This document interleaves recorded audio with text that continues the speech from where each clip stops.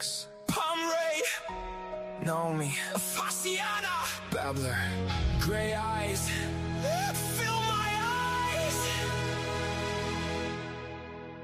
Assemble. When the clock slips past polite,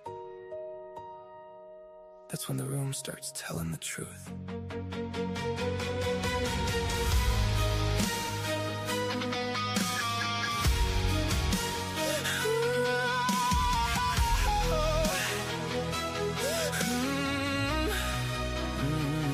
Monday night in the garden of enlightenment, heads bow low while the room grows intelligent.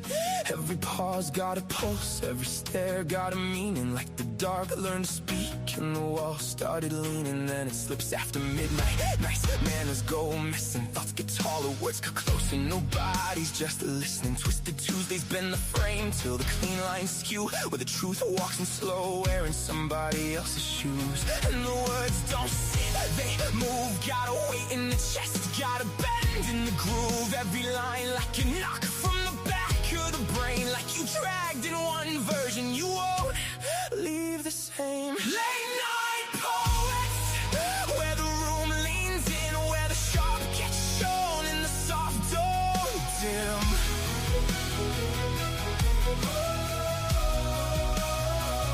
Late night poets, hear the whole thing shift from a whisper in the ribs to a line that lifts from the darkened edge of doubt to the pull you can't ignore. We don't just read the night, we make it something more. Oh, late night poets, oh, something more. Wednesday splits parts in the part synced on the middle, half grace, half damage, all nerve in the signal. Then the art is seduction, glides in thin-skinned, all silk on the tongue with a knife tucked in it. And not crafting, Sullen Art, we make it articulate through the hush of heart spine, make the whole room sit with it. Then break on through when the polished front blurs, when the mask can't hold and the real thing stirs. Fill my eyes with poetry, let it hit full force. No safe little lines, no watered down source. Bad company last with its tide pulled loose in rhythm and rhyme puts a pulse in the bruise. Every name on the bill feels less like a name, more like doors in a hall where the air still changes. You don't come here to fade, play me to stay numb. You come here to hear what you might become. Late night poets, where the room leans in, where the sharp gets shown and the soft don't dim.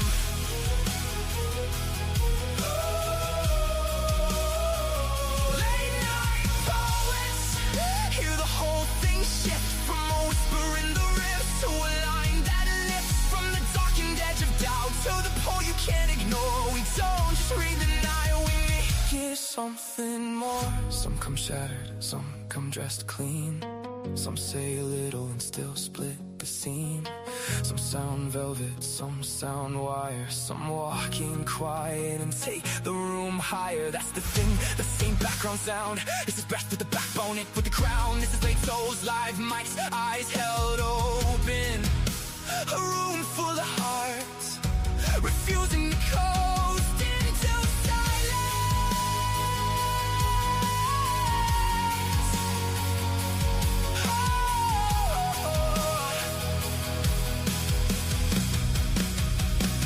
Late night poets, where the room leans in, where the sharp gets shown and the soft don't dim.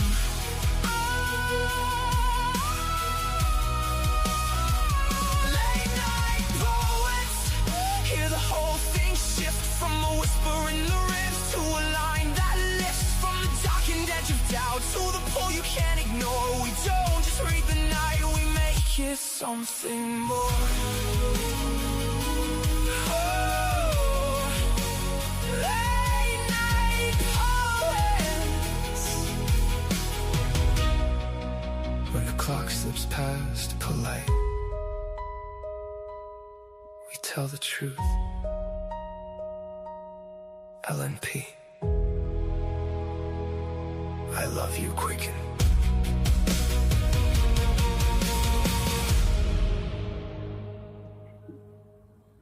Hello and welcome to In Our Craft or Sullen Art, the multifaceted world of words inked, Here we will ponder and discuss poetry inspired by literary minds throughout history. I am Pam Ray, and with me is my co-host TManzano. T and I, or Tim and I, are poets on a website called All Poetry with a group of poets called Late Night Poets. If you find that tonight's show is not your cup of tea, please check out our other shows. We have 1 to 2 shows per night on a variety of styles of topics and poetry, something to suit everybody's taste. Also, when you get a chance, check out the poetry anthologies put out by Late Night Poets, because when you purchase those on Amazon, when you purchase those, you not only get amazing poetry, you help support these radio shows. And hello, Tim. How's it going? It's going pretty good tonight. Not bad at all. Good. I'm glad to hear that. Keeping yourself out of trouble? No. Oh, I'm sorry. What's that? No, I'm not keeping myself out of trouble, and I refuse to. Life wouldn't be any fun if you did that. Exactly. What fun is it to do that? Right. Exactly. Oh my gosh. Yeah. So I had a pretty good day. I got out for a walk today and did some poetry reading, and of course took a nap. That's always on the list of things to do, Hey, naps are underrated. They really are. I am very pro nap. I always say if I ever run for the government or for president or something, my theme will basically be naps for everyone. You're gonna bring back siestas. I am. Yes. I love it. Siestas all around. I actually think that communities really, honestly, naps are a great way to recharge. Yeah. But looking forward to hanging out with you and maybe some other cool poets. As of right now, I don't see anybody else. I don't see anybody listening in StreamYard, but I do see the numbers for the YouTube listeners, and I see we have at least a couple of those. So, hello and a shout out to our YouTube listeners. We greatly appreciate you. And so tonight is a night of carryovers. Originally, the plan was that we were going to do carryovers for one show and then get into the rites inspired by ASJ Tesamond. But things kind of got moved around because we ended up having a second show that we needed to do cover the carryovers for. And so the ASJ Tesamond show will be in 2 weeks. And for tonight, we have our first rites will be inspired by quotes from the movie The Green Mile, not the book. And although I'm sure the quotes are somewhat similar. And then we'll have carryovers from the Richard Sykin contest. And we have 13 on the board, which isn't a huge amount, but I didn't want a huge amount because I figured we could spend a little bit more time on each poem, not like a half hour per poem, but but a decent amount. And so you ever seen the movie or read the book or both, The Green Mile by Stephen King? I haven't read the book. And obviously my wife's a big reader. She loves to read books and then watch the movies, and she's always disappointed. So now she watches movies and then reads the book. So anywho, no, I have seen The Green Mile, and I think that movie's great. It's long, but I do really like it. I like Percy. He's one of my favorite characters in the whole movie. Absolutely. And I like the premise. Me too. Me too. Yeah. It's a wonderful movie. I haven't watched it in years. I have watched it more than once, but it's been a while. And I'll be honest, I was going to watch it again, but I'm a very cheap person. Mainly, I'm a cheap person because I'm on a budget. And I could not find a single free app. You know what I mean? That had it. It was like the only option was to rent it for like $5. And I was like, I can spend that $5 better off elsewhere. And then I thought about listening to the audio book of it, because they do have that on YouTube. But by the time I got around to checking, was actually yesterday night, and the audio book is like 11 hours long, which wouldn't have been bad if it was like I had started like a few days ago, listen like a couple hours a day. But that's like watching Game of Thrones or something. Exactly. That's a big commitment to put on your ears. It really is. It really is. Absolutely. Absolutely. It is. And a lot of times I do my listening when I'm like cleaning house, or you know what I mean? Like doing dishes, cooking, that kind of stuff. Because honestly, if I try to just sit and listen, it doesn't matter how exciting something is. I will absolutely just fall asleep, And now you said your wife likes to read and always has to read the book first. Has she read the book, The Glass Castle? You know what? She may have. I don't know if I've heard that before, but I'll let her know to read that. Well, yes, because here's the thing. And you have to, I don't know if she'll want to read it. It is a really emotional book. It's based after this girl's true story growing up with parents who dealt with a lot of mental health issues. And her unconventional childhood and her estranged relationship with her parents. So there's a lot of triggering moments. It actually reminded me very much of like what my mother was like, both the goods and the bad, when you grow up with a parent that struggles with issues like that. And the thing is, though, I only bring it up because you mentioned the books and the movies and how they never compare. I will say, if your wife wants to read The Glass Castle, which it is an absolutely fabulous book, there is also a movie. And I will say, although the book is better because it always is, the movie is actually one of the best movies based after a book that I have seen.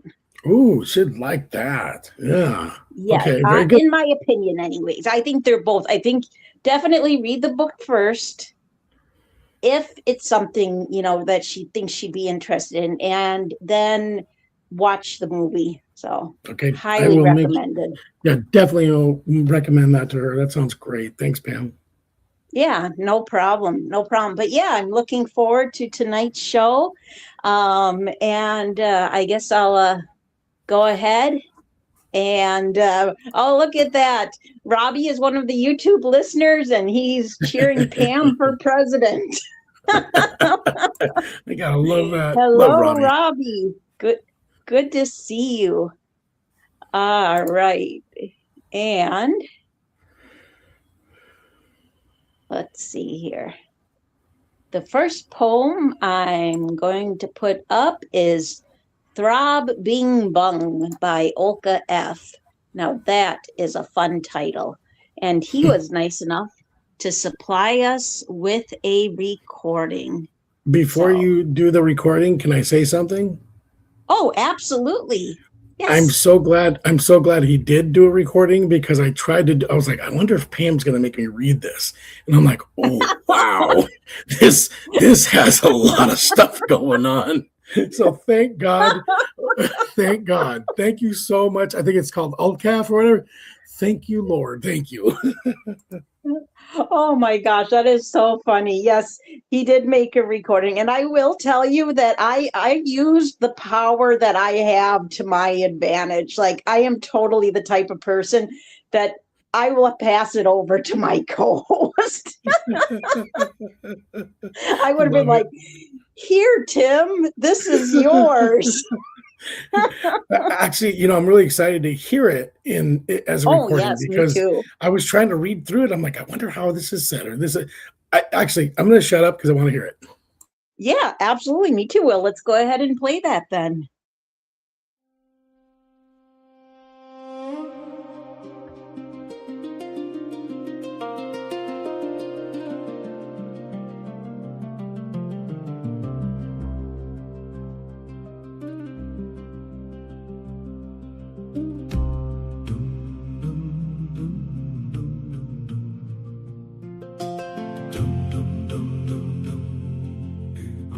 Sparring, hand on practice,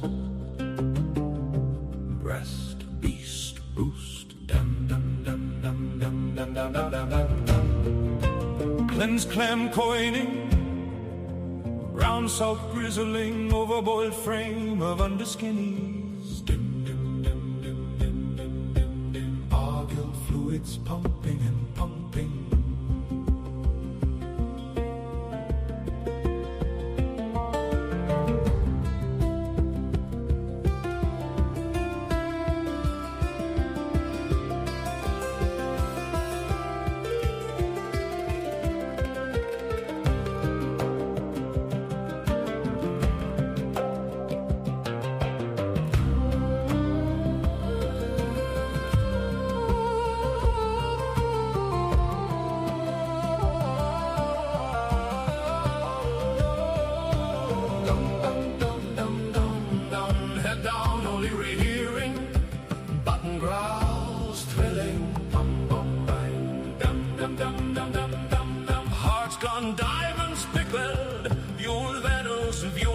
Vanishing pelt to pelt, layer by layer, bound by binds, binging, bong, boom, bong, bing.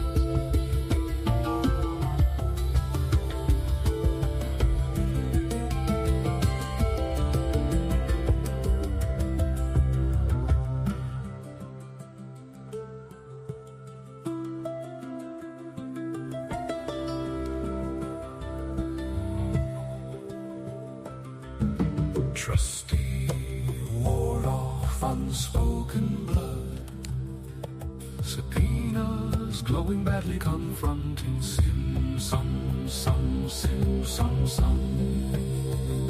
Sink sink, go rain equally eagerly new, meow irrevocably leanest you, heal endure agonizing lure. Sound sound sound sound sound.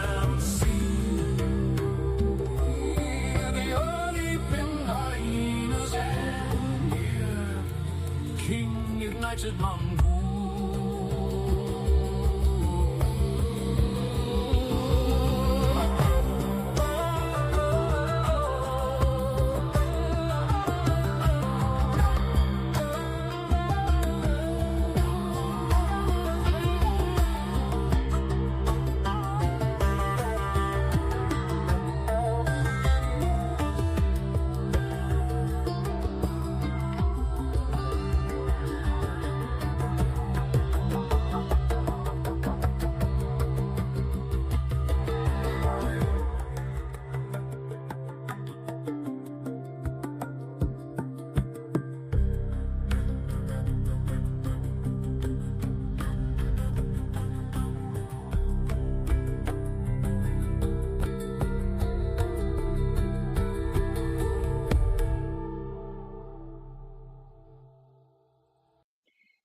Thank you very much for that recording, Olka.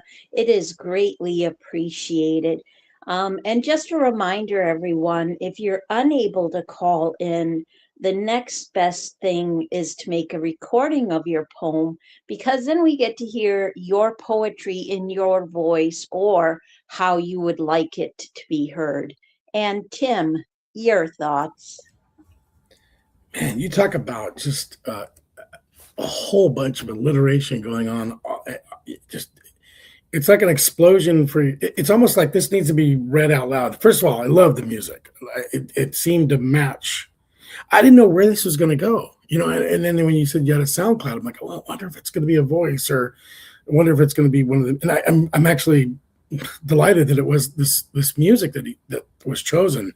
It just fit. I mean, like, I don't know how many things could really fit this, but it did, and it worked. And you look at some, like I was talking about the alliterations. Let me see if I can find one here.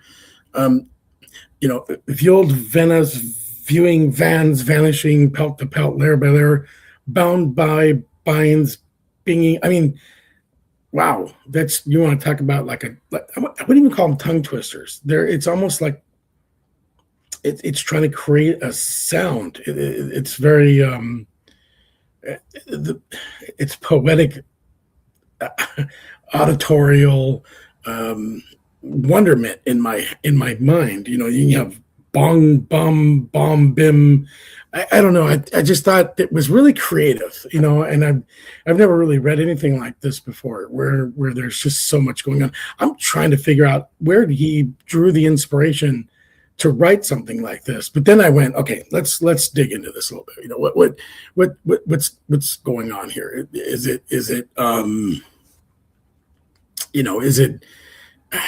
what's the word I'm looking for? Is this maybe about sex, or maybe it's just adrenaline, or I don't know. It's hard to pin down exactly, because I couldn't really follow where it was headed. But then there's definitely this kind of like body rhythm kind of thing involved. At least that's what I picked up on it. All those repeated, the dum dum dam dam dum dum. It feels very rhythmic, So and of course with the recording, of course it was. But then if you were just to read the piece without maybe the music, it feels like a heartbeat, or maybe a drum beat, or maybe a little bit both at once. And then underneath all that sound, you have like these physical imageries too, like breast, and let me see if I can read some of the pelt. A lot of great image of veins, blood. As you start to scroll down. So I think it's trying to tell a clear story so much as you put inside like a sensation. It definitely feels built to be more than understood, and if that makes sense. But interesting piece. I found it very alluring and fun to read, and actually I say fun to listen to. Absolutely. Yeah. It does have this wonderful rhythm to it, for sure. And that's one of the things I really appreciate about this, is that with the rhythm, with the use of alliteration, this is both to me appealing to both the ears and the eyes. It's got a really edgy flow, strong visceral imagery and metaphors. I just love that image attached to it, which is an old-fashioned electric chair. Now he was inspired by the quote, "It was over. We had once again succeeded in destroying what we could not create." He says, "It's written in my tough type of poem, 03142." So that must be like the word or syllable count. I'm not sure. I'll have to look more into that. And he also says it's dedicated to Minka. So that is, I don't know. I don't know. I mean, he says dedicated to Minka, inspired also while listening to thy heart, literally. Because I don't know, between the picture and, well, what he says, plus even before I got to Zan earlier today, I was thinking that, based on the picture and based on the movie that it was inspired by, that it just seemed to be the idea of the reaction of the heart and the body at that time of death. The idea of the heart like beating and then finding that almost like it felt like there was this idea of not only the heart beating, but the body losing control. Like I couldn't pinpoint exactly, and I know this is going to sound really odd, but part of what I thought of is like when people get hanged, or I would imagine this even happens with electrocution, especially with the older chairs. I imagine they lost control of their bodily functions. And so I just kind of see this idea of this oncoming death and the fear of it, and then eventually the acceptance of it. I actually find the history of executions very fascinating. You know, like if you read about the different styles of executions throughout history, famous last words, and you know, even like people who have survived first attempts at executions. Wow. I mean, it's horrifying, but at the same time, it's just absolutely fascinating. But I think what this poem mainly does is it speaks on the heartbeat. And so it reminds you of the humanity of the person being killed. Not necessarily saying they were a good person or a bad person, because it doesn't really, to me anyways, I could be wrong, because there is a lot of layers to this, and it could say somewhere, but to me, as of right now, I don't see it saying whether this is a person who, you know, is or isn't sorry for their crimes, is actually innocent from their crimes, you know. But what it is telling us is that there is a heartbeat. This is a flesh and blood human who somebody has chosen to kill. And it puts up for debate, I think, and maybe not, but I think it could easily lead to discussion about capital punishment. Now, you know, I will say I do believe that there are people who deserve capital punishment, you know, that, you know, I mean, you know, killers, molesters, but you know, the thing is it's got to be tread on lightly. You know, I don't know, I'm no expert in the field, you know, never, you know, but I just feel like it's one of those things that there's sometimes it's just needed, but at the same time, it's not something you want to go into lightly. But I don't know. That's just my thoughts. I think it is absolutely an intriguing write, and very well done, and definitely great use of alliteration. Oh, yeah. So. Yeah, great take on that, by the way. It didn't even dawn on me. When you said it was the Green Mile, it's like, oh, yeah, duh. Good stuff. That's okay. When you mentioned something about sex, I was looking at the picture of the electric chair and going, what kind of chair does Tim like? Tim's like, oh, that looks like the sex chair in my bedroom. Well, I'm into some weird shit, so you never know. Pretty good. Well, I was just trying to lasso it. I didn't have any context. You know, I didn't realize it was about I guess, you know, I usually get an email and I read like 3/4 of it and I respond And then the reply back, oh, you didn't read the whole email. I'm like, oh, damn it. So this is the same thing. That's all right. Oh, I totally get it. I've had times where I'm like reading a poem for the first time and I'm going, yeah, I'm trying to figure out, and take it in. I was just fortunate enough to actually read ahead of time today. So, yeah, I totally get it. All right. And up next, we have Not What You Thought at All by Bobbing on the Ball. And go ahead, please, Tim, and give that a read. All right. Is he a poser or a raver? Oh, 'tis the clinical image, pretension bit, where clues are cloaked in a hidden wink, a hooded wink. Only the contrary mind is wily, and vanity rats on itself. Look at them, their eyes, might they hit on your future prospects, capturing tomorrow's desires. Will inclinations hence face about hoping to delay and replay passing rendezvous? Rendezvous is.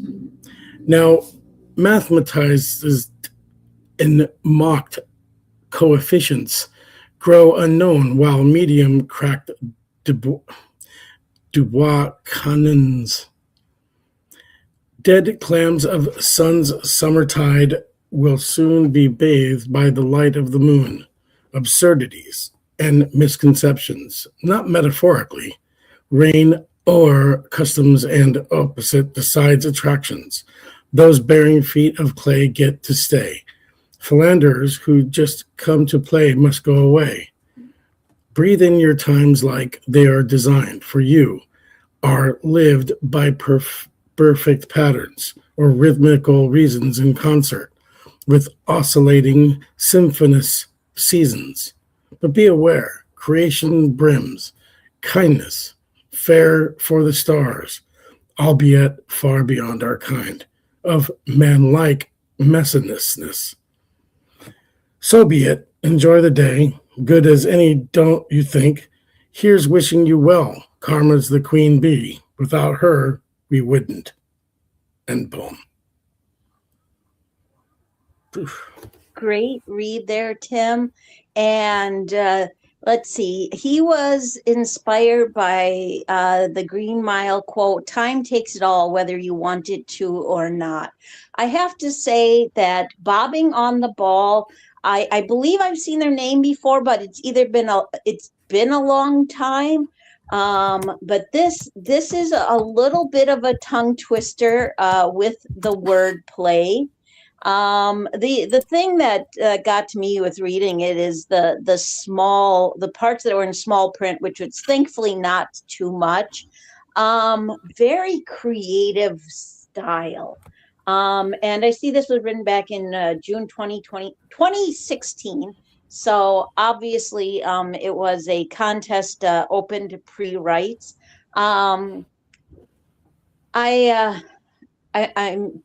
This was one of those that I feel like I have to read it more than once, which I really didn't have time to do that today, to truly take it all in. Like my first impressions was, first of all, I still think that this has absolutely the most captivating and creative lines with a great flow.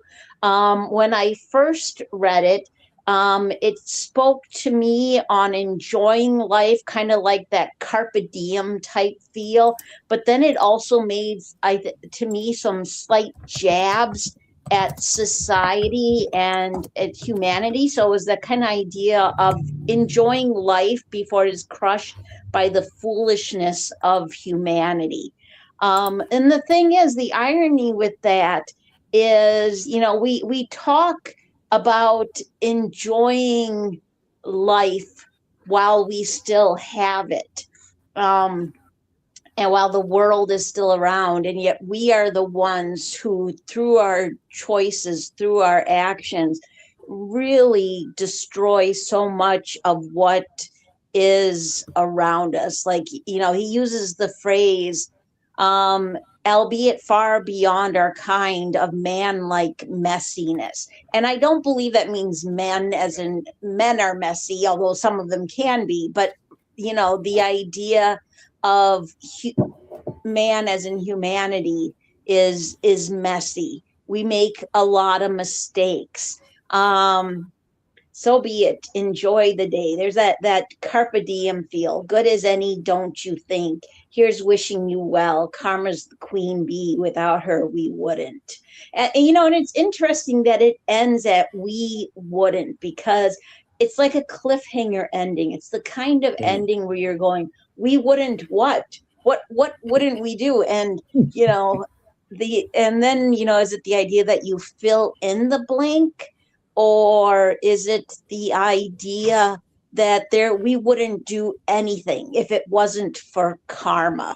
If we didn't think about the idea of karma for our actions, whether good or bad, because, the thing is with karma, the idea of it anyways, is that you're rewarded for the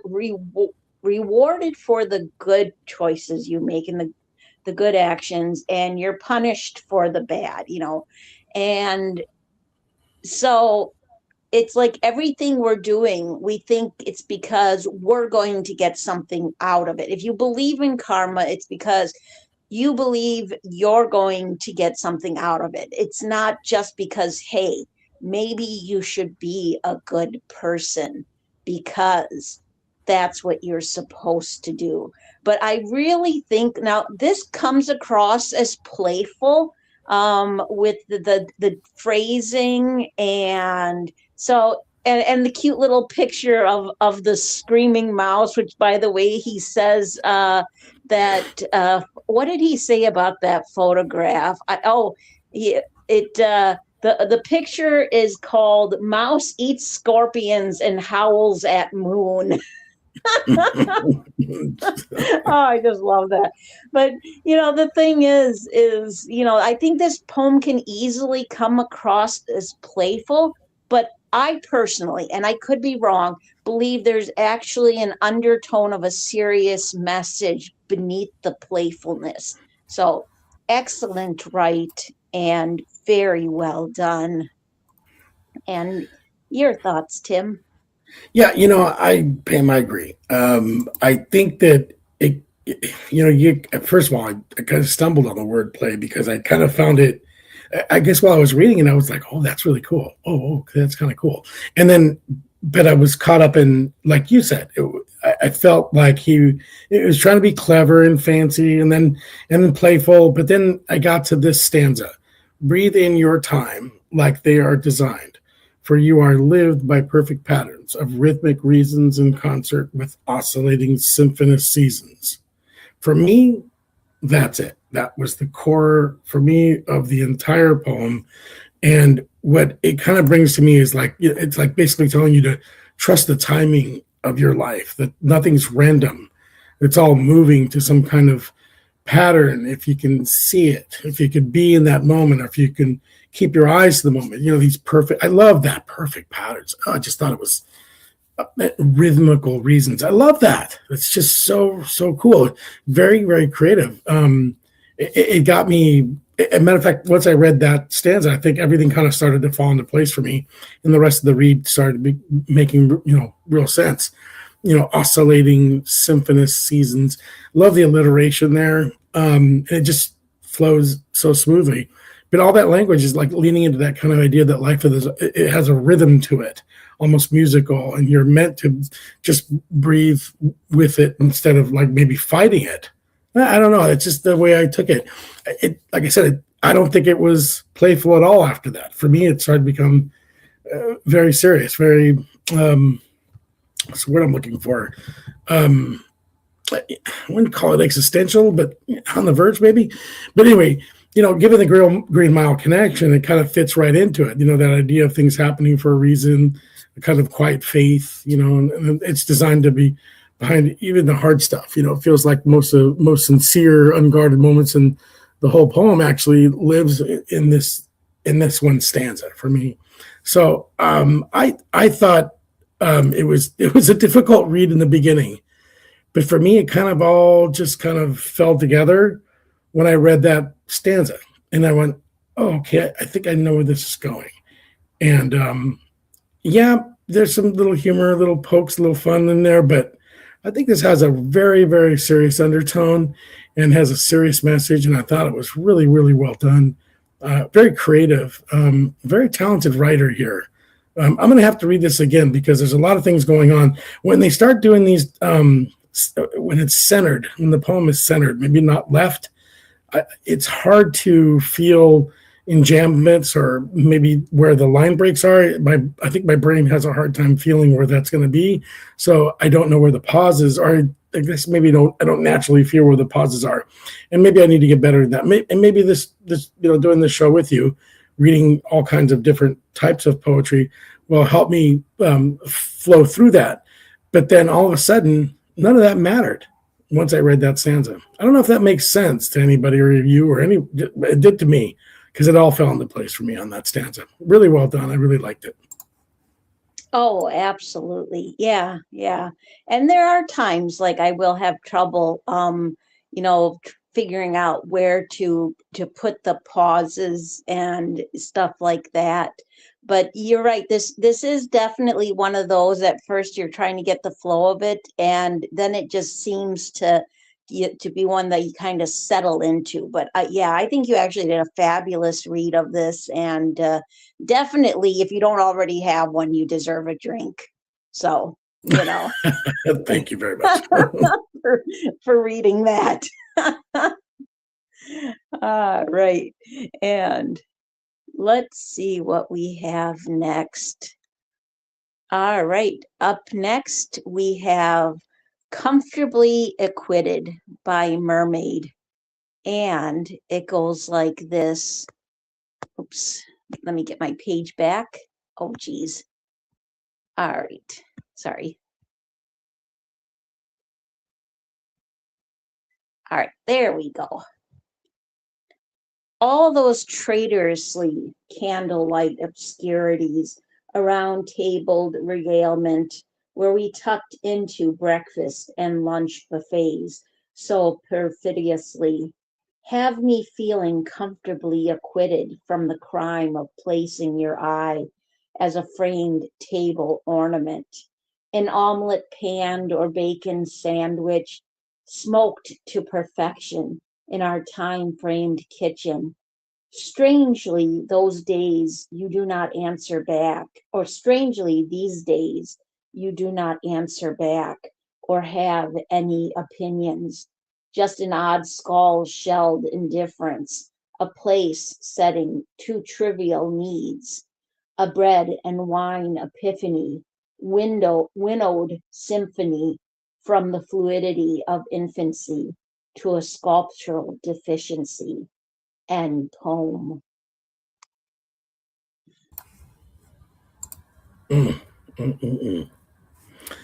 I imagine you want me to comment on this right now? Oh, yes. Yeah. Since it's only the two of us, just when I'm done reading a poem, just go straight into commenting. And when you're done reading, I'll go straight into commenting. You bet. Okay. So these last stanzas for me, just, man, they resonate with me. Strangely, these days, you do not answer back or have any opinions. It's obviously about a relationship or some type of relationship where, I don't know, maybe, someone who used to have a real presence, maybe alive or maybe not. It seems like maybe there's a rift in this relationship. And then it just goes on to just an odd skull-shelled indifference. I love this. A place setting to trivial needs. I love that. It's so good. A bread and wine. Maybe a place setting to trivial needs. Maybe that person's gone. I don't know. A bread and wine epiphany. Winnowed symphony from the fluidity of infancy to a sculptured deficiency. First of all, I love the way the alliterations on this last stanza. It just seems to fall so well in place. And I wouldn't even call it a rhyming poem. It just it has this really nice flow to it, and it falls off the mouth and the tongue very well. I loved her lines. Her line breaks are, for me, it's perfection, because when I read it earlier, and it was just like, oh wow, this just fell so well into place. But if you start, let's talk about the poem. I mean, you do not answer back or have any opinions, followed by odd skulled shelled indifference. It feels like it's tracking someone fading, or maybe through illness, or maybe through some kind of an emotional distance, or it's hard to say which exactly, but there's a sense of loss underneath this, like this kind of this is like domestic imagery where you're sitting at a table, the place settings are set out. I love using food for myself when I write. I use a lot of food and knives, and it's maybe a time to eat. So I love this piece. I adore it. The food and the breakfast table stuff is doing like this double duty. It's cozy, kind of like on the surface. It feels like, it feels, I don't know, like it's a warm place. It's nice. It's set out. It's kind of this cozy surface on it. The omelets and bacon sandwich or something. But the framed table ornament, that was interesting. And then the sculptural deficiency at the end kind of turned that domestic warmth into something more like, a memorial. So did this person pass? Is she alone now? It's like she's still sitting maybe at the table for someone, or she's setting the table maybe even for someone who isn't there anymore, or even worse, maybe they are. And that's the separation that they're in, this relationship that doesn't even coexist. They're in the same room, but doesn't coexist. And even the title, I think the title kind of ties it in for me when, come on, comfortably acquitted. Is it she's given up on this person, that there's just nothing to save anymore? Or is it she's given up because this person isn't in her life anymore? Oof, it is a heavy, heavy piece. It's incredibly well done. I absolutely adored it. It was very, very creative. This is a very, very it's a very good poet, and was able to, for me at least, the imagery was very, very strong, and the lines were very strong, and it resonated deeply, and it conveyed very well. I really, really enjoyed this one. Oh, I have to agree with you. Wonderful comment there. Mermaid is such an amazing poetess. She is amazing at writing brevity. She always has these very beautiful and intelligent word choices. And like I thought the first time I read this, I was thinking the same thing as you, that it feels like it has this heavy weight of time shared together, but not like any feelings, not any words, like the idea of sitting at the table and there's nothing but indifference and silence between these two people. Then I have to admit that while I was reading this and while I was listening to you comment, I started thinking really dark. And I don't think this is actually what it's about. But when I started looking at the words like skull and your eye, from the crime of placing your eye as a framed table ornament, I started thinking, did she kill him? Is that why it's so quiet? Did she just have enough of him? And because I don't know, but and that is completely possible that that's what it is about. But I feel like, based on the quote it's inspired by, which is, "It's strange how pain marks our faces and makes us look like family." And the use of the imagery and metaphors, that I feel a lot like how you do, in that this is a distance that is emotional, though it could be also a physical distance. Like you said, it's kind of like something you take in and something you think about. Is like, is there the loneliness because the person is no longer there, or is there a loneliness because they're there but there's no longer any communication? And I will say, having been in both situations in relationships throughout my life, the one where they're still technically there but no longer communicating, to me, is the absolute worst loneliness that you can feel. I thought this had strong lines throughout. All those traitorously candlelight obscurities around tabled regalement. I feel like that's kind of like the idea, like when you look at people's pictures on Facebook and they only show their best features, they only show their best family moments. Nobody's posting pictures of the burnt meal, the fights, the teenager who talked back to you and you lost your temper. And so to me, it's like the setting of the table represents, let's try to make everything look perfect. Let's try to make everything look like we have it together. But unfortunately, we don't. It doesn't matter how perfectly the table is set. We both know that there is something that is lacking here. So an amazing write by Mermaid, and very well done. If I might add, Pam, an amazing read by you. I was wondering how you were getting through that, and I was like, wow, she aced that. Oh, well, I stumbled over a couple times, and I almost, that's funny that it's funny that you bring that up, because sometimes I'll read a poem like, like somebody who uses words like Mermaid does, which is absolutely beautiful, and I'll be like, I'll get through the first end, I'll be like, yeah, I'm getting this, I'm gonna make it, and then I hit that one little phrase where it's kind of like this, I stumble over it, but yeah. Oh Classic. my gosh. Love it. But I appreciate that. And up next, we have Riding the 7 a.m. Bus by Andre de Corvin. And go ahead, please, Tim, and give that a read for us. Okay. The wind sings of gray clouds, whose shapes you can never trust, mutable like days of naval glory planted in the rocky fields of an empty admiral's head.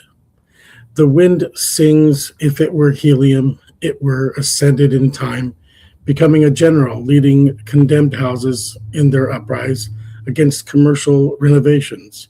The wind sings all of that and much more as I board the 7 a.m. bus. What do you know of the wind's song? Gravity is the key to the wind's song. I laugh, so light that water towers shoot up in the morning sky, and stars fall from the ceilings of hospital rooms on the eyelids of dreamers wheeled toward surgery, on the eyelids of outspoken professors lecturing on the beauty of freedom to the lobotomized deans. I laugh so light that when I tell the driver you're rolling through my past, my voice sings a black stone on the storm-beaten coast of Brittany. One must grasp all of the above when talking about the song of the wind. New republics slide across the dark window of the bus, humming, minding the saxophone of the jazz player from Warsaw I met in Oklahoma City last summer. The Chevrolet on the left lane is a blue indented, like metaphysics showing up in the worn coat of the Savings and Loan Association, because metaphysics is homeless these days. Blue and beaten, it roams the street, pushing the carts of secondhand clothes. Buses coming in from the cold. out of the tune, out of tune buses, buses of we the people, out of service buses, buses of Lebanon, blown up buses, buses of, oh God, what happened after death, dusty buses no vacuum cleaner can save, buses of academia, flat tired buses, buses of loneliness, writing no rhythm, no sense poems just for the meter maid, buses of cute writing, the O of the moon rising over the A of the roof, buses of poems, every vowel a cheerleader when stanzas parade on the outskirts of Grammartown. One morning I woke up and understood I had not been listening. I'd only recorded the sounds of objects, not their music. Without music, provenance of the heart were flooded, tiles in the kitchen of quiet ears.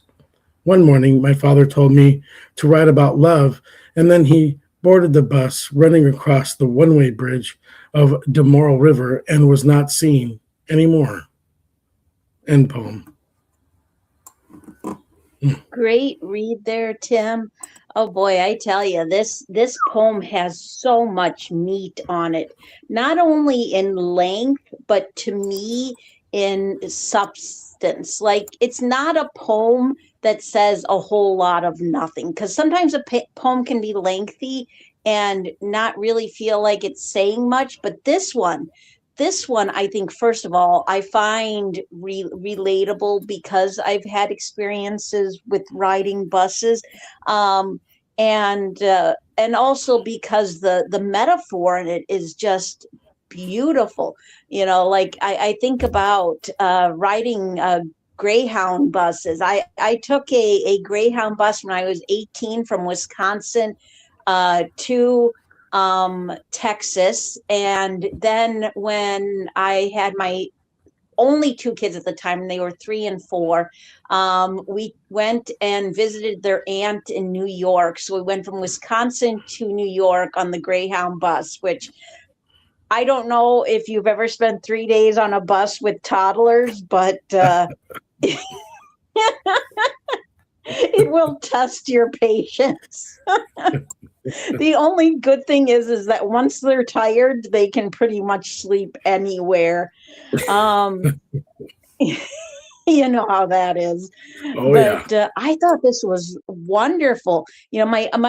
My other experience with buses has been city buses. One was a smaller town in Superior, Wisconsin, and then when I lived in Austin, Texas, which is a bigger city, that had the most interesting stories.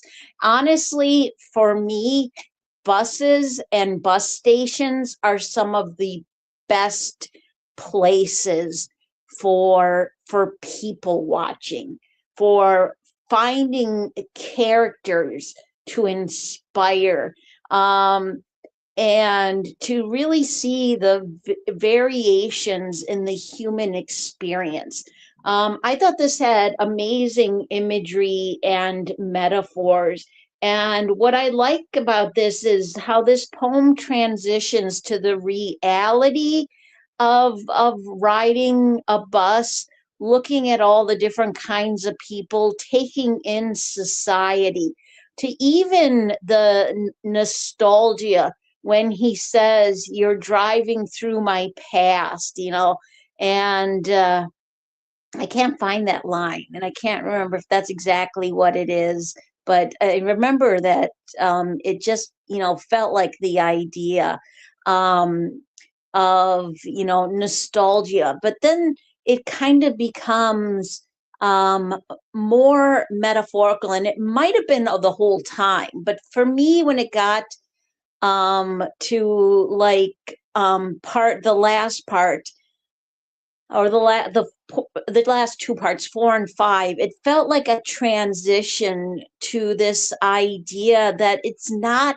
just the buses that you literally take, it's the different journeys that you take in life. It's the different directions that you go. It's the different questions that you have, and the answers that you seek. I thought this had great lines throughout. I also thought that there was a nice balance in this, is that it felt like it's an entwining of reality within a surreal landscape, and wonderful lines throughout. But I did especially like that fourth part. Excellent write and very well done. Yeah, that's a great comment, Pam. I think you kind of landed on a lot of the things that I was kind of feeling too as I was reading through this. And I mean, my guess is it's almost like a stream of consciousness. Sometimes when it could have even been written while someone was on a bus. I mean, it almost feels that way, right? I mean, it's just the mind wandering past the actual bus ride, using the commute as almost like a launching pad into a memory, like politics and philosophy and whatever floats through, kind of a stream of, like I said, a stream of consciousness, but it kind of wrapped up in a bus route. I believe it's less about the 7 a.m. bus ride itself, and more about everything else that slips out once the rider stops paying attention to the actual trip. That metaphysics is homeless these days. That's where I believe it got. That's the real standout for me. It's a little funny, but it's also a little sad. It's like big ideas have nowhere to live anymore, just wandering the streets like everyone else. And that whole fourth section, like you were mentioning with the bus, out of tune buses, blown up buses. What was the other one? There was a bunch of buses, and then it just feel like it's it's the word I'm looking for. It's like it's kind of like cataloging everything. Like he's got these files and he's just putting them in there. Oh, okay, this is this type of bus. This is this type of bus. So then it makes me start thinking, it's like, what's the catalog here? So what are we trying to put all in together? What are we trying to recognize? What are we trying to see? And then I started realizing, well, these are like hardships. Maybe it's even the absurdity of using the bus as the bus as the vehicle to be able to even have this memory launching pad. Maybe this was, we find, when we write, we find muses sometimes in the weirdest ways. It's a morning, sometimes it's a song, sometimes you see something on the side of on the sidewalk. Sometimes it's just the way a bird moves, or a person, look on a face, and you just get this image in your head, and it strikes something. And so for me, this also resonates with me because it's some way the ways, that I write, where something will strike a past, and then I start to kind of allow myself to fall into it. And then I just start to, write out loud. This feels like that. And then that last hardship. That last section, it's just, I don't know, it's personal, and I think it was the hardest one of all, after all that, it kind of grounds itself, and it's telling the writer, it's telling him to, maybe write about the love, the boarding the bus and never being seen again. It gets kind of sad for me at the very end. And isn't maybe that where a lot of us writers go sometimes? You said it. I think you said it best. There was a lot going on in this thing. It was long. You know what? It didn't feel long just because there was so much meat. I think that's what the word you used in the beginning. There was so much meat in it. And definitely a lot of depth. Yeah, it's just really, really well. You know what? I might be getting a little long on the words here. So I'm going to just say wonderfully done. Well, it's definitely a write that deserves an in-depth comment. So really great observations there. All right. Now, I tell you, the next poem I'm going to put up is going to make it look like I'm giving you all the long poems and me the short ones, which so far has been true. But I promise after this one, you'll get to read the shorter poem and I'll read the longer one. Because you'll be like, I'm starting to notice a pattern here. Like, she's giving me all the tough ones. What's going on here? No, I get it. No, thank you. Well, up next, we have Very Puzzling by Ima Rima. And it goes like this. The Bible tells me that I'll face salvation or damnation when I leave this earthly mortal place. No doubt I'm guilty of some sin. All theologies do debate exactly who and how decide whether heaven or hell my fate, based on my scorecard when I died. Some say if I repent real well, then somebody, even me, could pick the place where I'm gonna dwell. If good at bad or bad at good, to be saved or to be damned be unsolvable puzzle for me. End poem. If good at bad or bad at good, could there be a better line ever? You know what? All I gotta say is that if good at bad or bad at good, love that. Yeah, That's me so too. sharp, so sharp. I mean, obviously, it's the unanswerable question, and everyone's probably thought at some time in their life, heaven, hell, judgment, who actually gets to decide any of it really. So there's a real everyman quality to it. It's casual tone. No doubt I'm guilty of some sin. So like she's not trying to sound profound about it, and that's what I really like about it. It's just genuinely puzzled, the way most people kind of actually are when they sit down and think about this, because it can be, you can.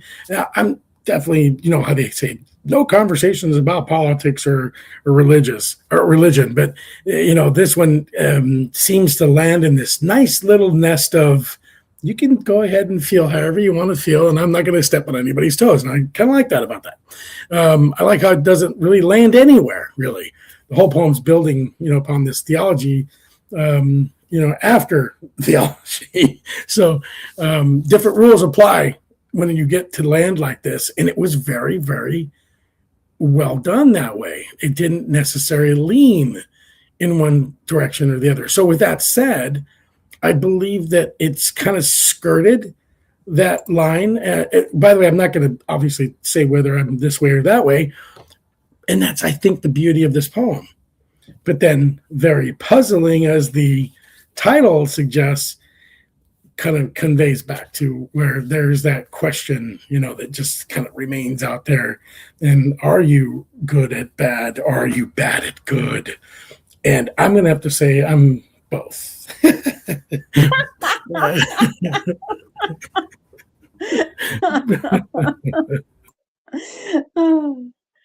Oh, that is a fabulous comment. And I have to agree. That is absolutely the best line, if not in this poem, practically in ever, if good at bad or bad at good. I love that. I'm gonna tell you, I'm gonna take that line and I'm gonna probably tattoo it on me somewhere. I loved it that much.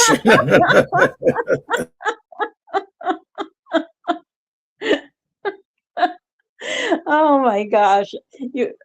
That is too funny.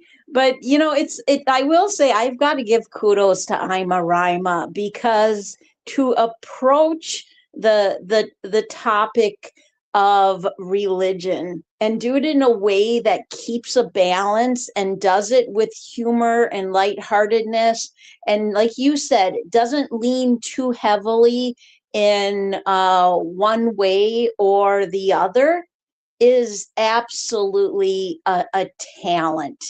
Because it's like religion, politics, and sports. Well, I don't know if the sports thing is like for everywhere in the United States, but I know in Wisconsin, because we live so close, we're Packers fans and we live so close to Illinois and Minnesota, the Vikings and the Bears. They're boy, just you're getting into the deep end zone right now. exactly. Like those are the three topics you try to avoid, and if they're brought up, you just know. And they're brought up every family Thanksgiving or something like that. When you said religion or politics, and then you said sports, I'm like, what is she talking about? And then you start talking about you're from Wisconsin. I'm like, oh yes, I get it. Yeah, Packer fans. Packer fans are insane. You guys are Oh my serious. Serious. Oh, As a yes. matter of fact, I think it's awesome, by the way. But yeah, I love the humor of this, and I like the way she tackles a serious subject, but does it in such a way that creates balance. And but she also does bring up a good point that, it is like trying to get through a maze. It is like trying to figure out a puzzle because there are so many options. There is so much literature and history and theology that has been created over time or written over time, observed, you know, and like you, I won't say one way or another. But there's a lot to take in when it comes to the religion, when it comes to the what if of the end of life or what happens. It's like that Chinese finger trap, trying to figure out how to get your fingers out of there, and or trying to get through a corn maze or something. It's just, yeah, it's a heck of a time, that's for sure. But I thought this was so clever and very well done.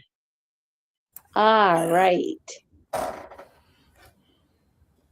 And up next, we have Sleeping Rough by Leaf Van Amsterdam. And go ahead, please, Tim, and give that a read. Okay. I've been homeless, sleeping rough. Never again, I know that much. A tough couple of years in my life. I've never thought I'd need to carry a knife. Schizophrenia, unemployment, and alcoholism, family dysfunction, and grand delusions conspired together for this to be. I never thought it would happen to me.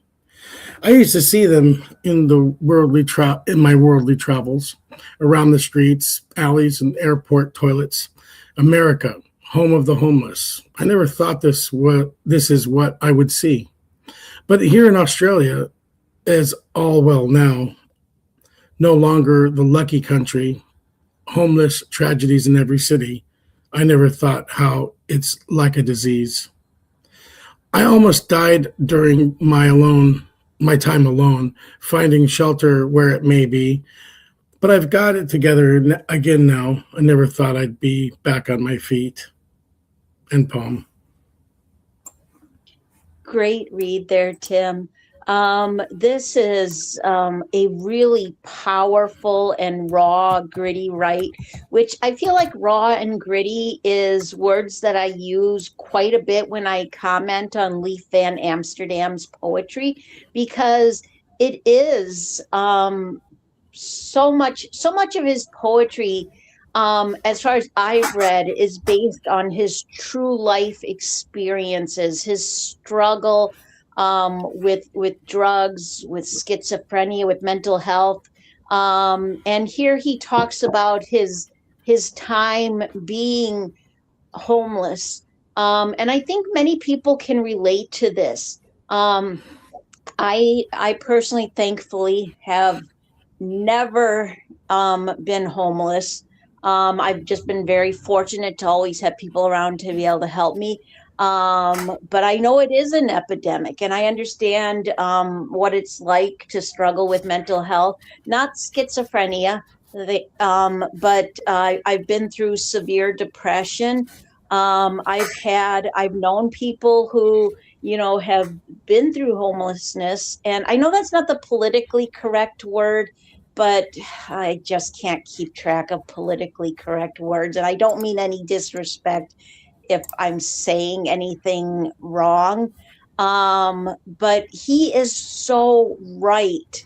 I have not been to Australia. I don't know what it's like there, but I have lived in cities or visited cities where it does feel as if homelessness is an epidemic. And your heart goes out to people, and I'm just so thankful. Like, I wish there was more that was being done, but thank goodness for the people who are able to help people, to provide homeless shelters and food shelves, um, and soup kitchens. But it's still just not enough, especially when you think, um, when you think about areas where it gets like either really cold or really hot, and you become so susceptible to the elements.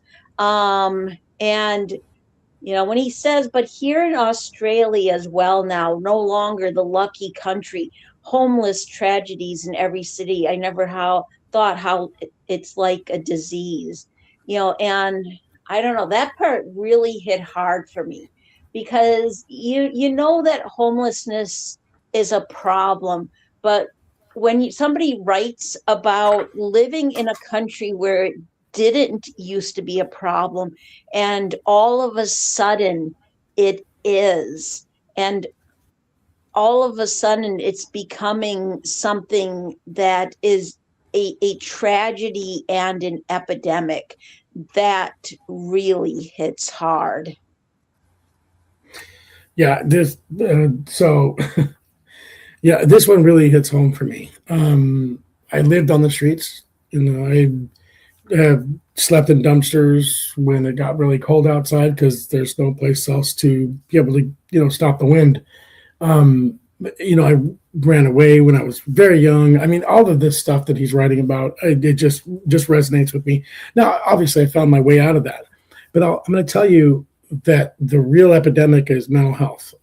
Many, and I mean many of these people that are on the streets that I witnessed and talked to, it's a different world, by the way. This is a whole different planet that is being lived by people that are homeless.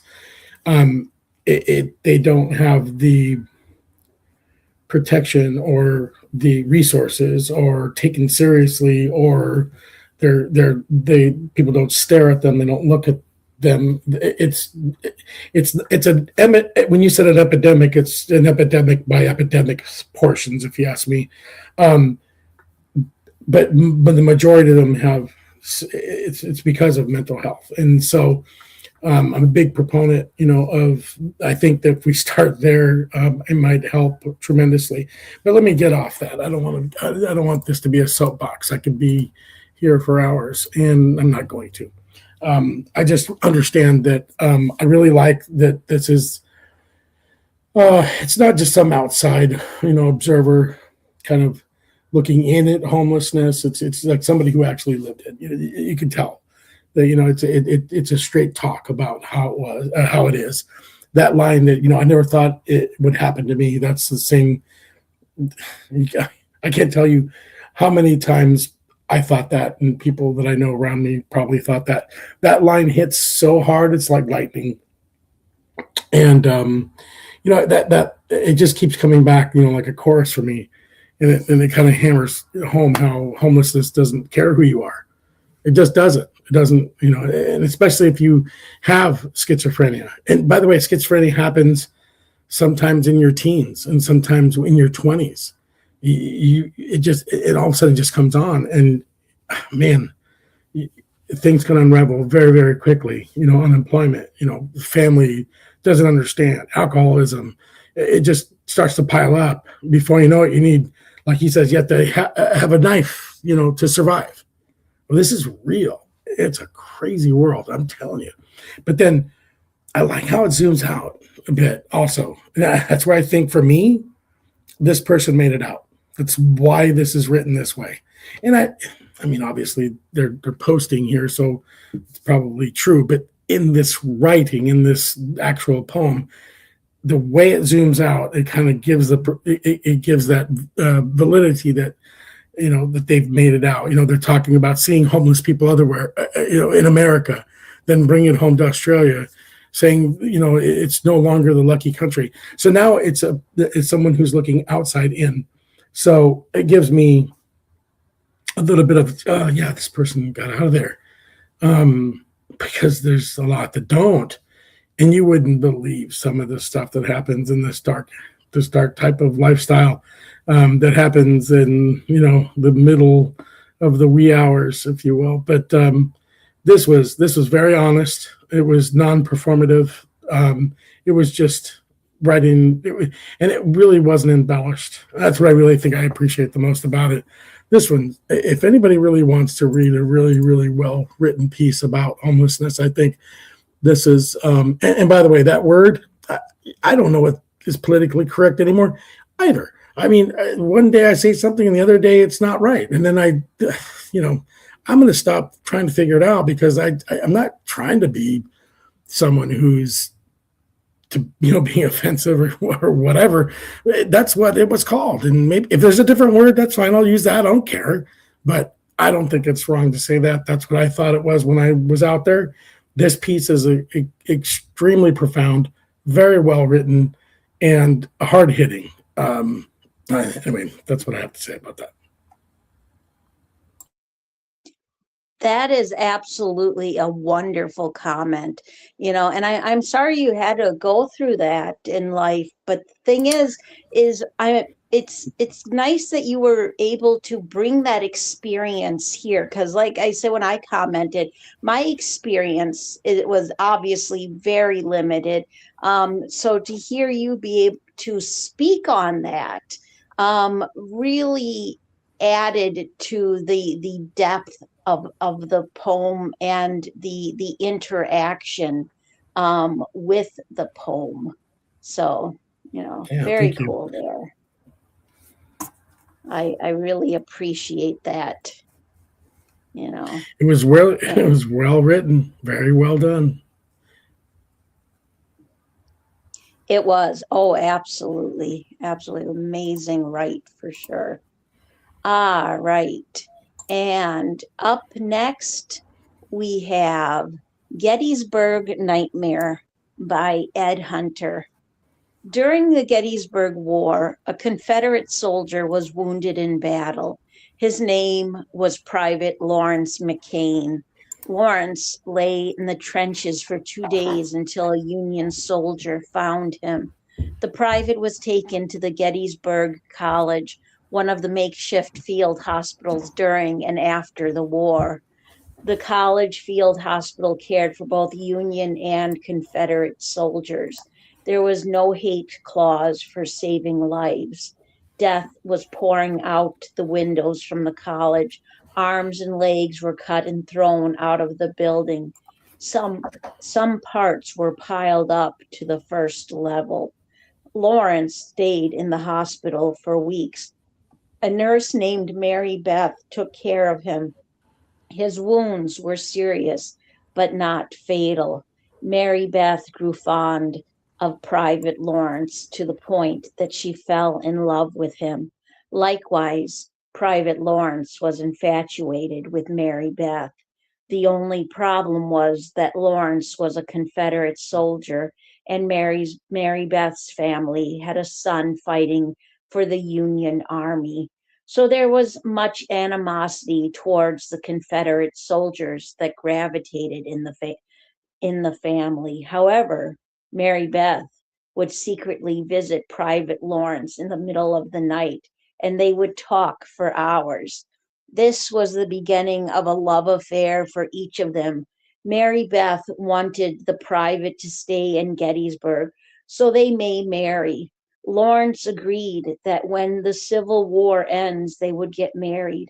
On July 3rd, 1863, the Battle of Gettysburg was over, and the massive stench from dead bodies, both human and animal, throughout the town was extremely sickening.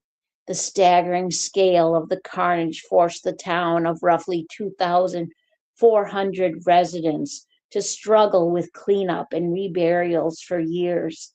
Mary Beth was elated and ran to the hospital to see Private Lawrence. When she arrived, there was a different soldier in his bed. Mary Beth ran through the halls of Gettysburg College searching for Lawrence. He was nowhere to be found. When Mary Beth got back to where Lawrence had been, she asked the midnight nurse what happened to him. The nurse looked bewildered. She couldn't understand what Mary Beth meant. Mary Beth explained, but the nurse stopped her from talking and said, Private Lawrence was brought into the hospital already dead. He died on the way to the building. Mary Beth screamed and screamed and screamed. End poem or end story, because that feels more like a story. Yeah, it definitely does. Got a lot of, you know, was it the Montagues and the Capulets? It's got, I'm not supposed to love you, but also the story is it's just I'm still trying to understand that. It's almost like I don't know, is a ghost story more than kind of a straightforward war poem. Everything about Mary Beth actually talk about Lawrence falling in love with him, planning a life together, and then finding out that he was already dead on arrival. That's a real gut drop kind of twist, And then my guess is the whole point is blurring the lines between what really happened and what grief or shock made her believe that happened. Did something? Why would she think this? Why would she be like that? I mean, like maybe those midnight visits were her mind's way of holding on to him. I don't know, a lot going on here. By the way, that the story was captivating. A lot of imagery, very visceral. Some of that imagery was like, wow, legs being thrown, and that was really, really interesting stuff. This person can really definitely write a battlefield, or it really just about any image that he or she wants to cast into your brain. That person's going to be able to do it. I love the historical detail, around it. The grounds and something. It's real. It's very real. Something real. Like the Gettysburg College as a field hospital, and the pile, like I was saying, the pile of limbs and the stench after the battle. Man, that's really, really, really good writing there. All that horror, sitting right alongside this, kind of weird love story that's happening in the background that you don't really understand until the very end. And then it's like, wait a minute, what's happening here? Is that this person even exist? So that contrast makes the ending kind of even hit kind of harder, really. And then, she screamed and screamed and screamed. Did she lose her mind after that? There's no explanation. There's like no wrap up. There's nothing to really give you any kind of sense of relief of what really happened after that. I gotta be honest, I kind of like it better that way, because now I can just kind of run with it in my own mind and choose my own ending. Interesting piece. I really liked it. Absolutely, absolutely, great comment there, and I agree. Not only the fact that it's not like solidified in the way it wraps up, like it kind of leaves you hanging on what's going on, but the fact that there was a twist at the end. Because I'll be honest, when I was reading this earlier today, with his attention to detail, and the fact that this could easily be a true story, I was like, oh, this is a true story. This is like, the story about how a couple of Ed Hunter's ancestors met, or something like that. Like, it honestly wasn't. And very rarely do stories get me like this. But it wasn't until the very end that I realized it was a story, because he has such great attention to detail. He tells it in such a way that while this story was made up, it very well could have been someone else's reality. And I mean, even the ghost part, is like open to, being somebody's reality. Because there have been so many different experiences when it comes to interactions with spirits, and communication through the veil. And so, I mean, there's just so much potential for reality in this.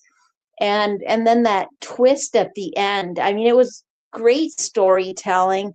I like how it tells a story of both love and tragedy. So just absolutely an amazing write, and very well done. It's And interesting that you say that there's a lot of, like, I don't know if it's with not spiritual, not spiritual. What's the word I'm looking for? Ghost stories, but it's supernatural. There you go. There's a lot of supernatural type activity, and it all seems to revolve around this time. It seems like, you watch any of these ghost stories that you see on TV. Why? Why is it around this time? I think at this time there was a lot of transition into. I think there was a lot of hurt. There was a lot of pain. I think there was a lot of confusion. So that kind of laid into it for me. I'm like, wow, that's interesting that you said that about that. And I was like, oh, that makes sense now. Why are most ghost stories of, like, in this time period? Anyway, I just thought I would share. that is so true. That is so true. And and people were looking for answers. There was a great interest in spiritualism, and because there was so much death happening, not only in war, but it was just a time period where, the death rate was higher.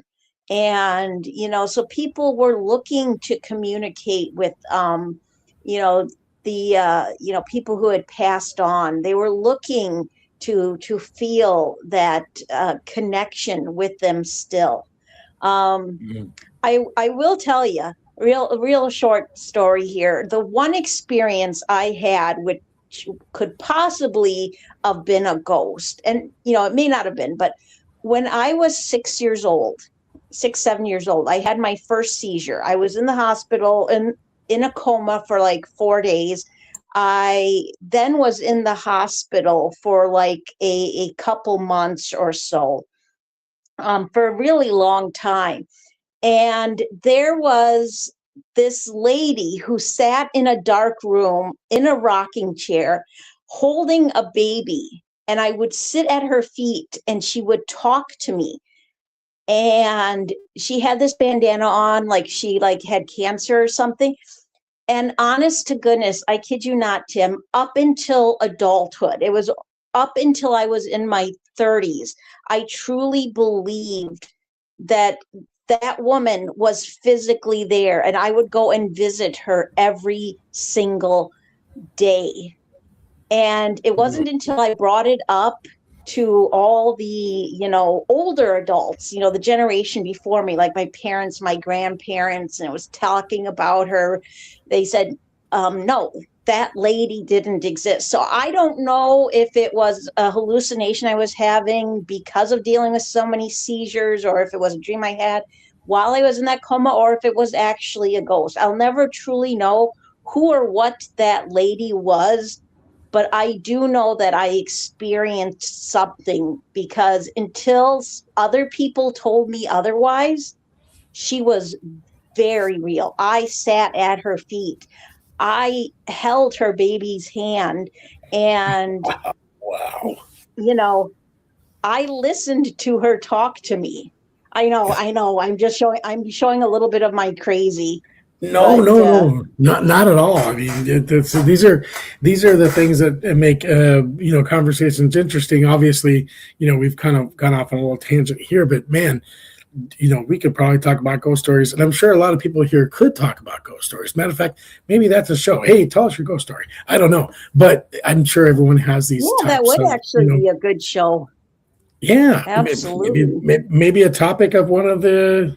Maybe it's a contest, ghost stories. Anyway, but no, everyone's had a little brush of something where they had to question, where they had to look twice. Me, myself, I have a lot of experience in that. My parents were missionaries in in the deep parts of Mexico that were very run down. And the only type of doctors they had were witchcraft. And so when I tell you that there's a lot of weird stuff that I've seen as a kid, I'm telling you there's a lot of weird stuff that I saw when I was a kid. But I believe it. Yeah, this stuff is it's intriguing, it's interesting, and a lot of people like talking about it. And I think it should be open for interpretation and talk and conversation. I don't think anybody should be ashamed of think. You know, and sometimes, like you're saying, you had, maybe you had a seizure, and it could be induced. But you know what? I don't know. The way you're saying it, I don't know. So very, very cool. Very interesting. I feel a little Well, closer to you, Pam. thank you. And Ed's story, I don't usually share that much, but that's what the conversation and Ed's story made me think of. Yeah, So good. sometimes that just happens. Well, now we Awesome. are going to go into Rights Inspired by Richard Sykin. I don't know if we're going to get through all of them. But if we have any carryovers, I'm going to put them on next week's Break On Through show at the beginning, which will be on Thursday. And that way we don't have to wait until the next In Our Craft or Sullen Art. But the next poem that I've put up is Little Giddy by Hats. And, you know what I just realized? Okay, I'll just read two in a row because I just realized this needs a female voice, and I've already put it up, so I'll go ahead and give it a read. And Little Giddy by Hats. The room plunged into silence when he entered in, musky whiff as he walked by. The sunbeam broke on his eyelashes as it slowly slid across his face. Syncope. I turn into sand. I pour myself into the hourglass, getting lost in the golden white desert. There is no shade where I can rest from the heat that burns my veins. He is like the sun, a light, and I, moth, dancing on tiptoes around the fire. If he'd touch me with his palms here, here, and here too. Yes, yes, I'd offer him to learn my curves. If his chest were a meadow, my breasts would be as grazing sheep, lips whispering incantations over skin while breathing his musk in. Would he read my moles as Morse code? End poem. Wow. Man, that is just so, so, so good. I mean, it's obviously, it's about, infatuation, head spinning. I remember when I was younger, I had a girl that I really, really liked, and, I was probably in my mid-teens or who knows. And, I was like, in your head, you go through all these fantasies. And that's what this feels like to me. It's like, oh, if he would just do this, or if this happened, I would just, I'd melt, I'd fall apart. And it's just so captivating. It's just so alluring. And it's just, this person is all in on this person that they're looking into. It's just like, like, I think it's syncope. Is that like fainting? I think it is. It's like, that's just the epiphany of like, oh my God, he's so wonderful, he or she. So, she's telling you straight up that this guy walks in and she's basically going lightheaded over him. She's going to fall down. She's going to basically succumb to anything that this person wants. And isn't that just awesome? Because there's not many situations in your life, probably. There's maybe a handful. And as you get older, I think there are even fewer, where you're in a situation where you feel like you can just absolutely just hand over every single thing. And whatever that person does, even if there's a roadmap, like the moles point out, that I bet that person couldn't, if they didn't even follow the roadmap, it wouldn't matter, because then like, oh, you know what, that's a better roadmap. It's, this person could do no wrong, and it wouldn't matter if he touched her toe. She would go, oh my goodness. And I just think that's fascinating. The moth and the flame, that's just classic. It works so well here. He is like the sun, a light, and I a moth. I love that. It's so good. And it just kind of just supports that entire thought that, when you feel that way, whether you're a guy for a girl, or girl for a guy, or girl for whatever, a person for a person, and you're just like, oh man, if that can just happen. The most wonderful thing, and I think in my experience in life, is that when it does, it becomes the most exhilarating thing that I think your body and your mind can feel. And I think this encapsulates the waiting for that, or the wanting, I wouldn't even call it lust. I don't know if this is lust. This is like anticipation. This is the waiting of it. And for me, I think that's more sultry and more passionate and more powerful. It's the hunt. It's, someone says, I love the hunt. This is similar, but it's I hope. Maybe it's the hope. And then I don't know. Maybe those are my thoughts. I thought it was exhilarating. Loved it. Oh, absolutely. Wonderful thoughts shared. I love how this has that delicate sensuality. Like you said, it's more than lust. It's this idea of being obsessed with somebody, but not just on a physical level, like there's an emotional reaction.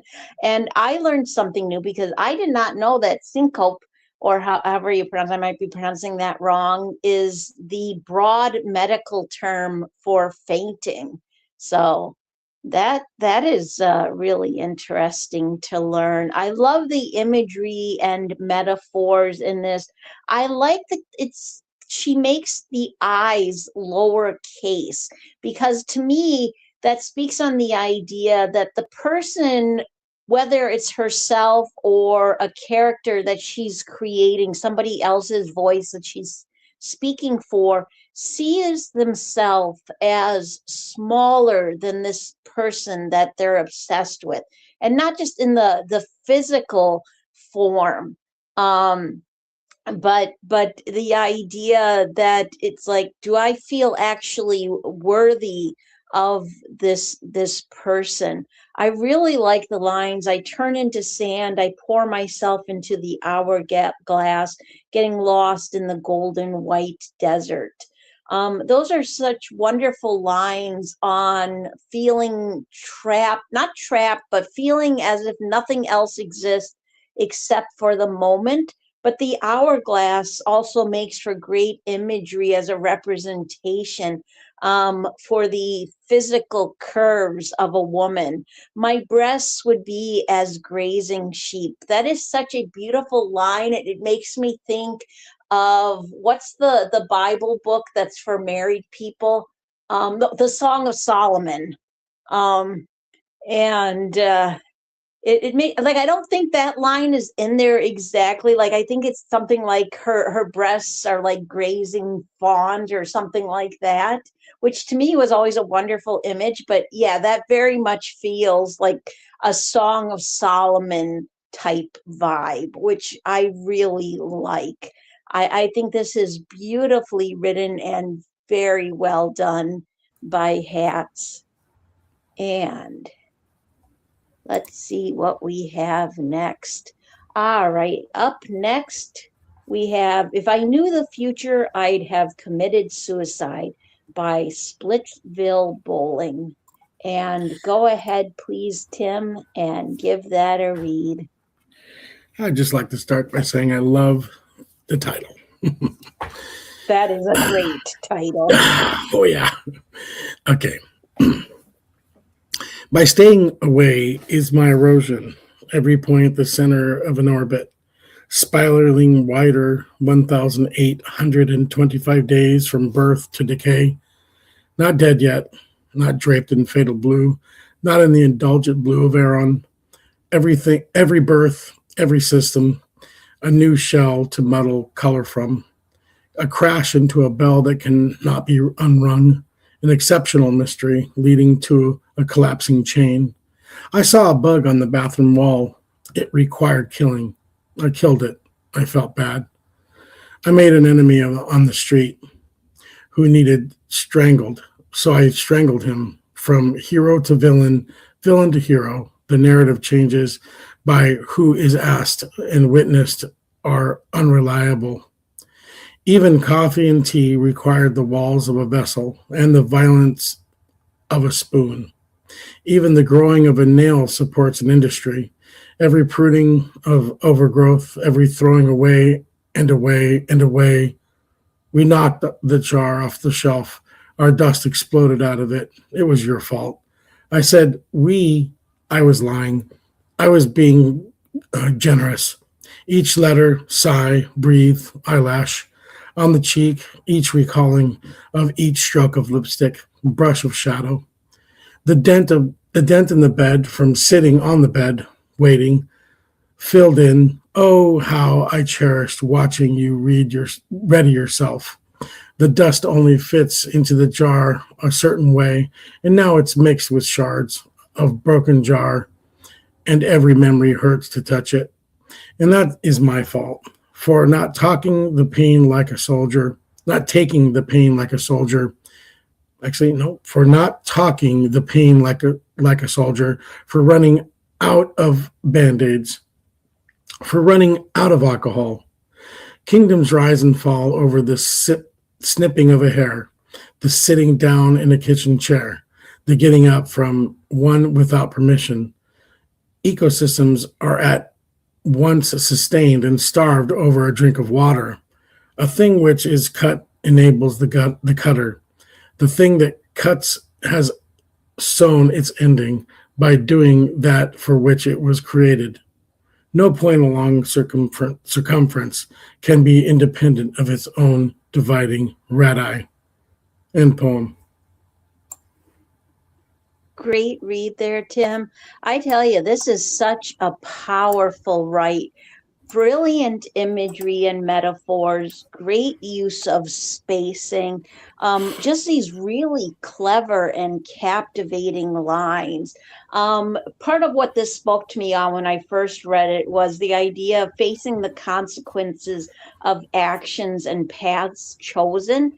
But I also think that it speaks on the idea that life is filled with so much pain and so much hurt. I mean, that title alone says so much. And when I read the future, I think not only of a personal future, like I feel like in part this could be speaking on a relationship, but also the idea of the state that the world is in right now. I also like there was this one part I said we, I was lying, I was being generous. Each letter, sigh, breath, eyelash on the cheek, each recalling of each stroke of lipstick, brush of shadow. That feels like it speaks on a relationship.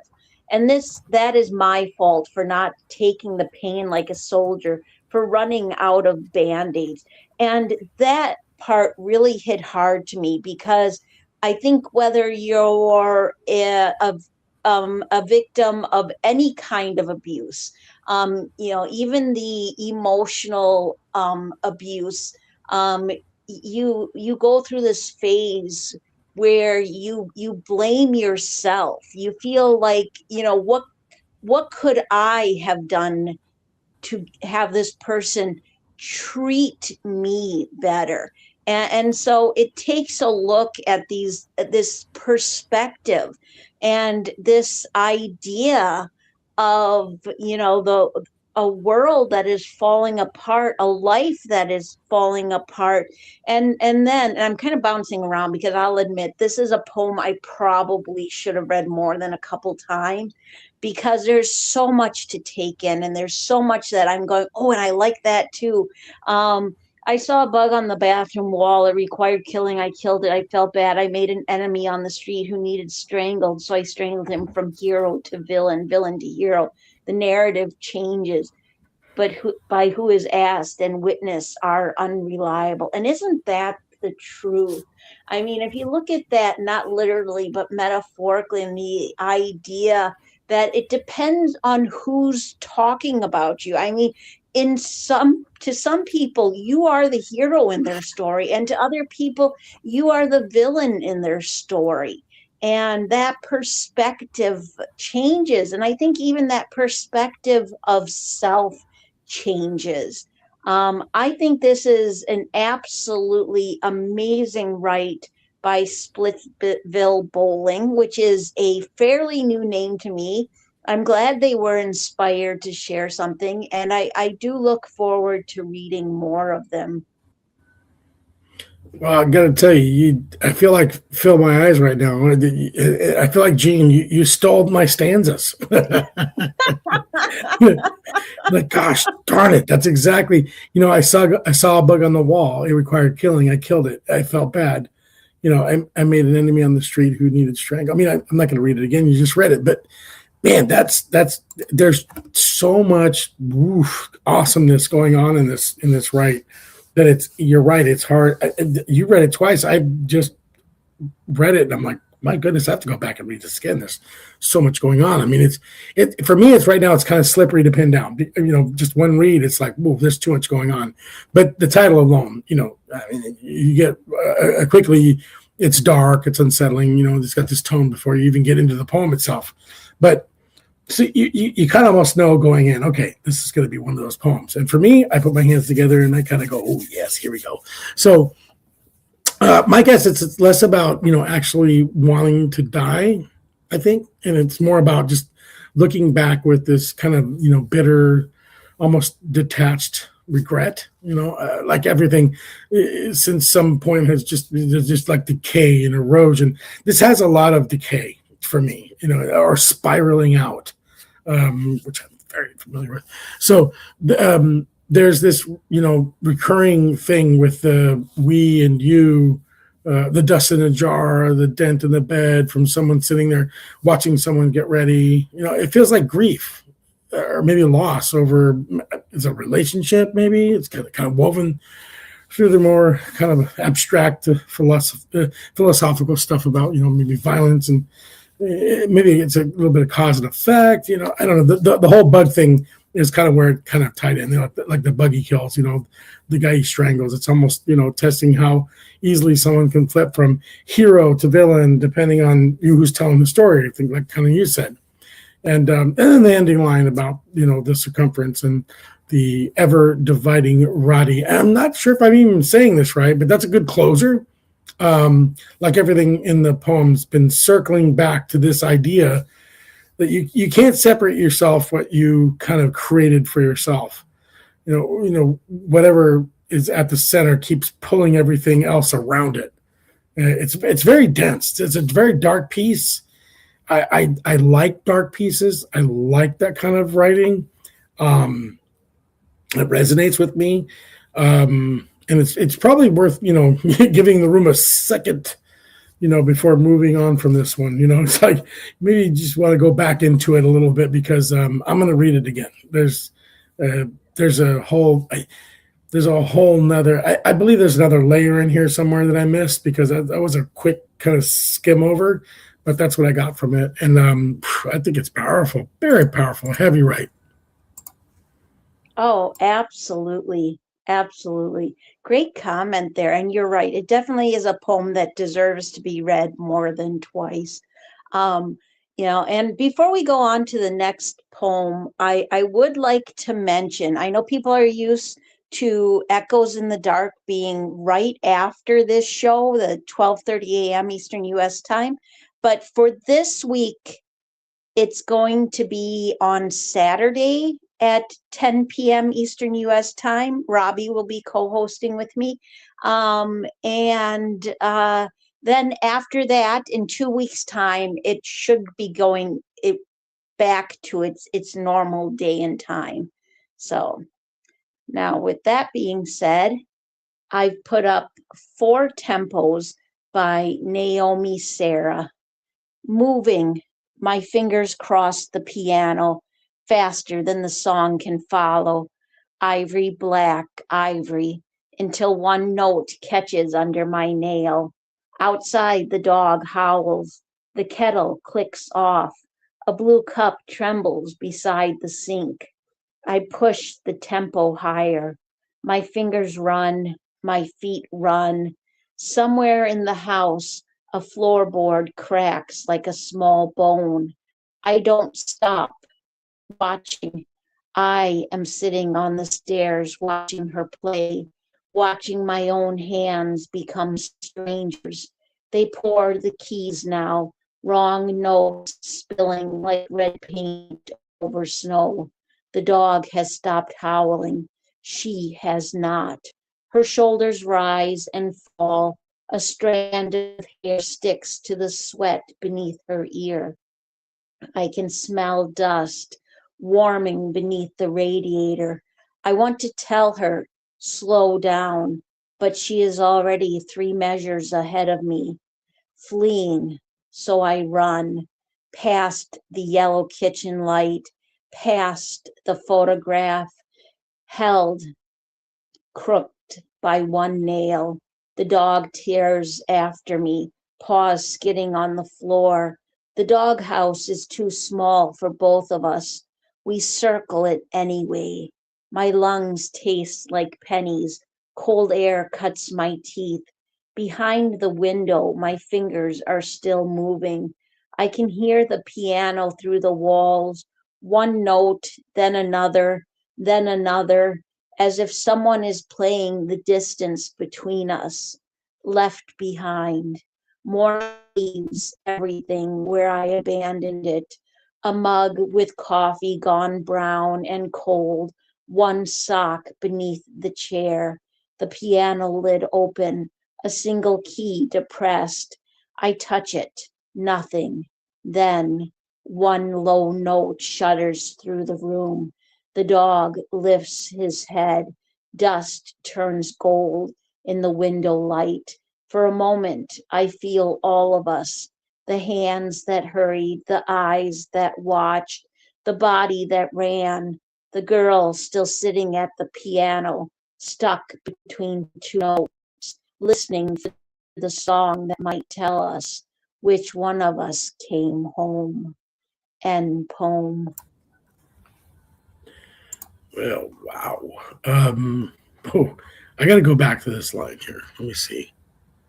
Oh, where is it? I really, really liked it. Oh, no. Sorry. There's so many of them. I'm just reading through them like, oh my gosh, I like them all.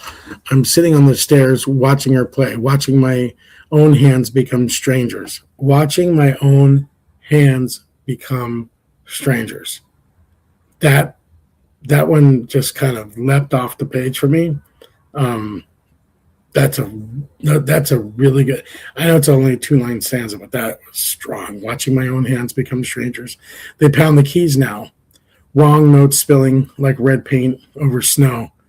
Oof. The dog stopped howling. She has not.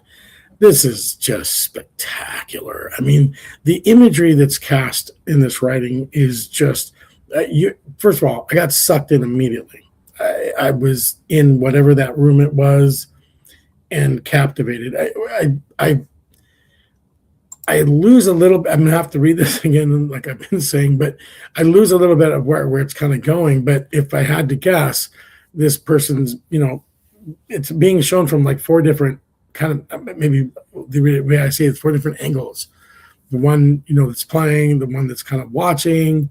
Then there's one that's, I think it's like running or something. It's or trying to get away, and then the one that's like kind of left behind.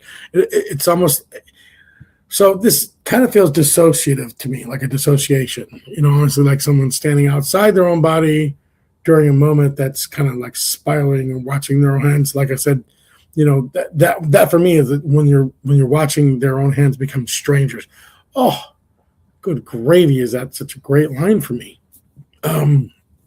But for me, it's the piano is the anchor kind of to this whole thing. So, and the image is just wonderful. The fingers moving faster, and then the song can follow, pushing the tempo higher and higher, kind of thing. And it's like pushing it forward. I know it feels like it was trying to convey anxiety or maybe panic. It felt that way to me. And that, I think there was one part where they were running and they were trying to flee, and they were they're running from I think they were either running from the dog or with the dog.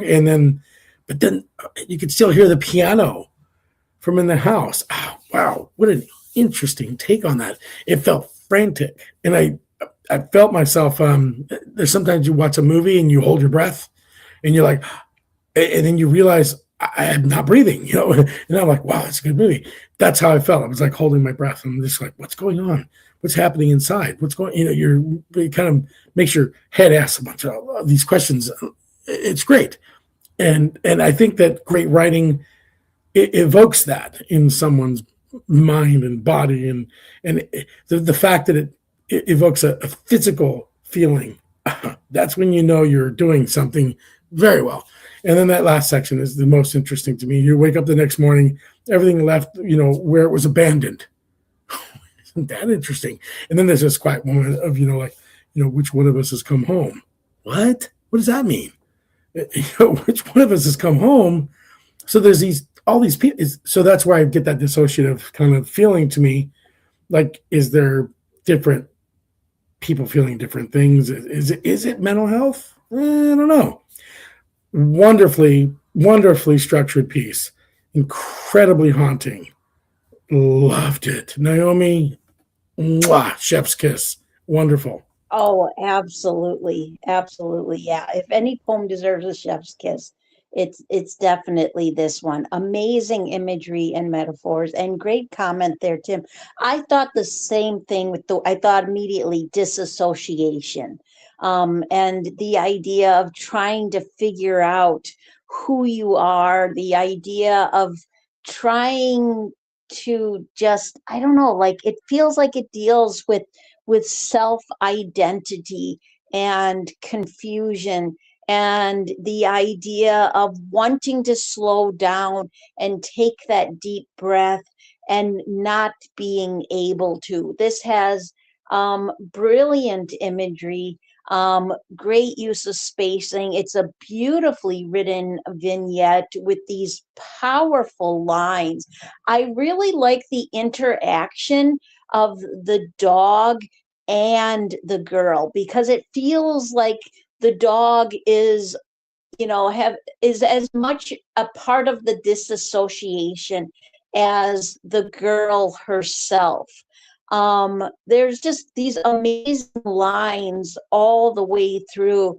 But I have to say it's the third part that really speaks to me, the fleeing. That feels like that moment that you're having a panic attack, that moment when you just want to get away, that it feels like from everything that is feels like this weight upon your chest. I think this is just an absolutely amazing write by Naomi Sarah, and very well done. Well, now we will have 3 carryovers. So unless I come up with unless there's another show to put them on before then, they will go on Break On Through on Thursday next week. And that is Ben Hart, Letters by Larry, and Lena 61. So not too bad there. Only 3 carryovers. Thank you as always, Tim, for being an amazing co-host. Thank you to Robbie. Thank you. And thank you to Robbie and our other listeners. Thank you to Fill My Eyes for all that she does. Thank you to everyone who is listening now or will be listening later, and who, contributed your time and your rights. You're all greatly appreciated. And just a reminder, everyone, please keep an eye out on the contests and topic boards put up by Late Night Poets hosts and hostesses, because you're sure to find something to inspire. And have a good night, everyone. Have a good night, Tim. Thanks, Pam. I really appreciate it. Have a good night.